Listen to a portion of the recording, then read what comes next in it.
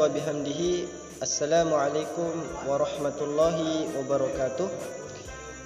Alhamdulillah, assalatu wassalamu ala rasulillah, wala hawla wala quwata illa billah, amma ba'du. Alhamdulillah, tentu pada kesempatan malam hari ini, marilah kita selalu senantiasa memanjatkan rasa puji syukur kita kehadirat Allah Subhanahu wa taala yang telah memberikan kita berbagai macam nikmat, sehingga Allah Subhanahu wa taala berfirman dalam Al-Qur'an surah Ibrahim yang berbunyi, A'udzubillahi minasyaitonir rajim, Bismillahirrahmanirrahim. Wa in ta'uddu ni'matallahi la tuhsyuha. Dan begitu banyak nikmat Allah sehingga nikmat tersebut tidak dapat dihitung. Walaupun dengan alat canggih apapun, maka mustahil bagi orang tersebut menghitung betapa besarnya nikmat Allah Subhanahu wa taala. Kemudian Allah Subhanahu wa taala berjanji dalam Al-Qur'an surah Ibrahim pula yang berbunyi, Bismillahirrahmanirrahim, la in syakartum la azidannakum wa la in kafartum inna azabi lasyadid. Barang siapa yang mensyukuri nikmatku, maka aku akan tambah, dan barang siapa yang mengkufuri nikmatku, maka azab sangat pedih baginya.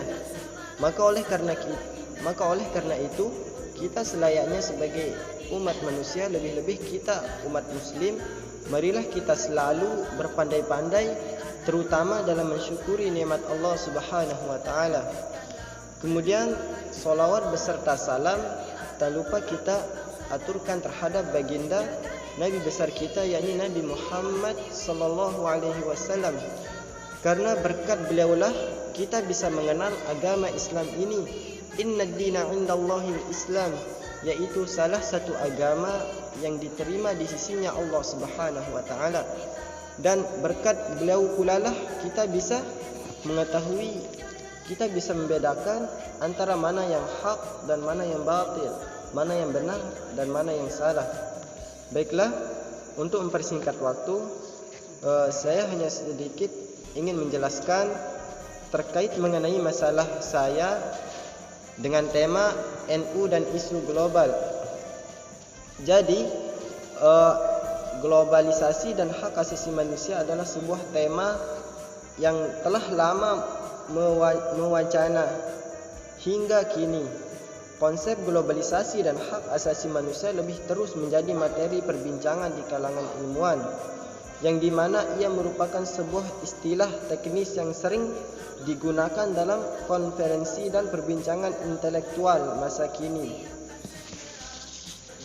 Kita langsung ke pembahasan. Pembahasan yang pertama ada namanya HAM, atau bisa dikatakan al-huquq al-insaniyah fi al-islamiyah. Islam merupakan ajaran yang menempatkan manusia pada posisi yang sangat tinggi. Bahkan Al-Quran menjamin adanya hak permulaan pengutamaan manusia dalam Al-Quran surah Al-Isra ayat 70. Bismillahirrahmanirrahim. Walaqad karramna bani Adam wa hamalnahum fil barri wal bahri wa razaqnahum minat thayyibati wa faddalnahum ala katsirin mimman khalaqna taqdila. Yang berarti sesungguhnya telah kami muliakan anak-anak Adam, kami angkut mereka di daratan dan di lautan, kami beri mereka rezeki dari yang baik-baik, dan kami lebihkan mereka dengan kelebihan yang sempurna atas kebanyakan makhluk yang telah kami ciptakan. Al-Quran surah Al-Isra ayat 70. Kemudian ada 5 dasar prinsip HAM. Yang pertama ada namanya hifzah al-din, memelihara agama atau hak beragama. Jadi memberikan jaminan hak kepada umat Islam untuk memelihara agama dan keyakinan al-din. Sementara itu Islam juga menjamin sepenuhnya atas identitas kelompok agama yang bersifat lintas etnis. Oleh karena itu Islam menjamin kelamin, status sosial, warna kulit dan sebagainya. Keyakinan seperti ini jelas akan memberikan kesuburan bagi tumbuhnya penegakan HAM. Dan yang kedua ada namanya hifzah al-nafs wa al-ib, yang berarti memelihara jiwa atau hak hidup dan kehormatan. Memelihara hak atas seperti jiwa atau nyawa manusia untuk tumbuh dan berkembang secara selayaknya. Dalam hal ini Islam menuntut adanya keadilan, pemenuhan kebutuhan dasar, hak atas penghidupan, pekerjaan, hak kemerdekaan dan keselamatan, bebas dari penganiayaan dan kewenang-wenangan. Yang ketiga ada namanya hifzah al-aqal, memelihara akal, yaitu adanya suatu jaminan atas kebebasan berekspresi, kebebasan mimbar, kebebasan mengeluarkan opini, melakukan penelitian dan berbagai aktivitas ilmiah. Yang keempat ada namanya hifzah al-nasl, memelihara keturunan, yaitu jaminan atas kehidupan privasi setiap individu, perlindungan atas profesi pekerjaan, jaminan masa depan, keturunan dan generasi penerus yang lebih baik. Dan yang terakhir atau yang kelima ada namanya hifzah al-mal, yang berarti memelihara harta atau hak jaminan sosial. Jadi yang dimaksud sebagai jaminan atas pemilikan harta benda, properti dan lain-lain. Jadi 5 prinsip ini sangat relevan dan bahkan sering dengan prinsip hak asasi manusia atau HAM. Di sisi lain juga Islam juga sebagai agama tauhid datang untuk menegakkan kalimat la ilaha illallah, tiada Tuhan selain Allah. Dan yang kecil ada namanya gender. Kajian gender terus berkembang dengan perspektif yang beragam. Dalam kajian ini gender dilihat dalam perspektif sosiologis dan agamis sebagai sebuah fenomena sosial. Gender tidak bisa dipisahkan dari pergumulan sosiologis yang berjalan secara dinamis. Pergumulan sosiologis yang lahir dari kaum religius tidak lepas dari pemahaman seorang terhadap doktrin agama yang diyakini kebenarannya. Pergumulan sosiologis dan agamis dalam kajian gender yang melahirkan dinamika pemikiran gender dalam komunitas Nahdlatul Ulama. Inilah yang akan diteliti dalam disertai ini.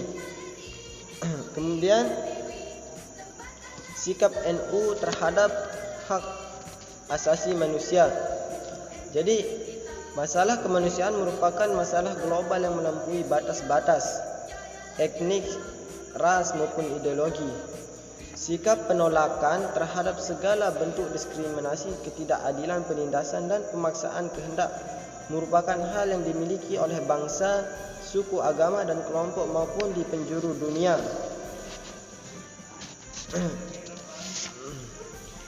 Dan kemudian ada namanya demokrasi.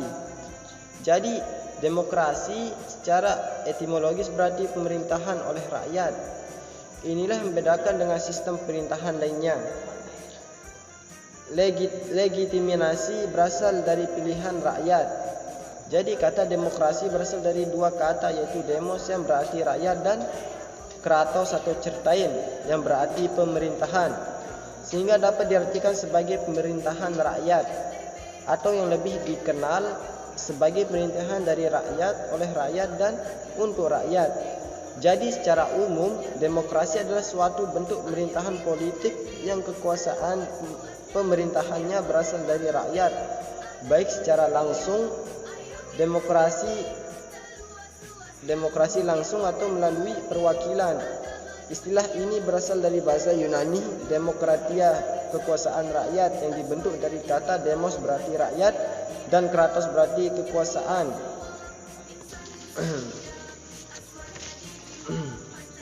Kemudian dengan demikian kekuasaan legislatif ada di tangan Allah dan Rasulnya, bukan dari tangan rakyat.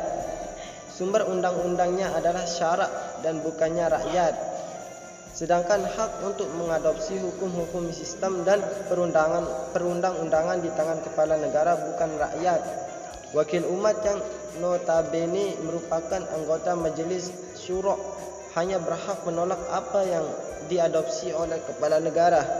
Jika yang diadopsi itu bertentangan dengan hukum-hukum syarak, siapapun yang menganalisa secara mendalam makna istilah demokrasi tentu akan bisa melihat secara jelas bahwa demokrasi tersebut bertentangan dengan hukum-hukum Islam, baik secara fundamental maupun secara rinci.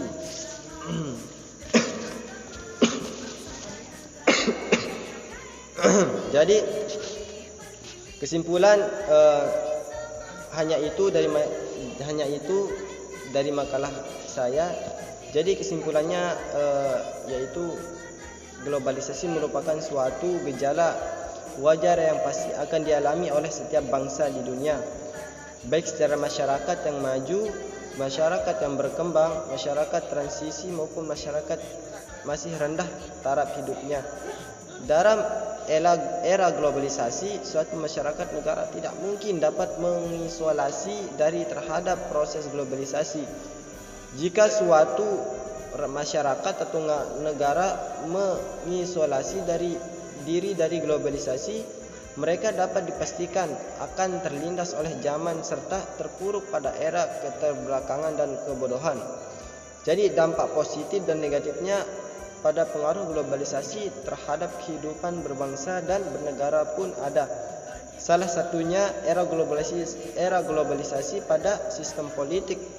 Bangsa Indonesia telah menerapkan kehidupan berdemokrasi yang telah membawa perubahan-perubahan yang besar.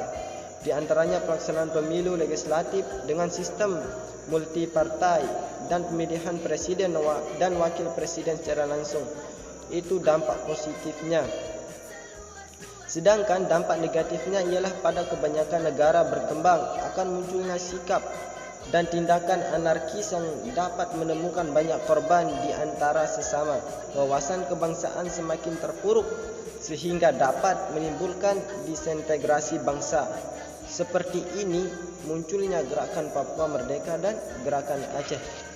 Jadi hanya ini yang dapat saya sampaikan, kurang lebihnya mohon maaf. Wallahul muwafiq ila aqwamit thoriq. Assalamu alaikum warahmatullahi wabarakatuh.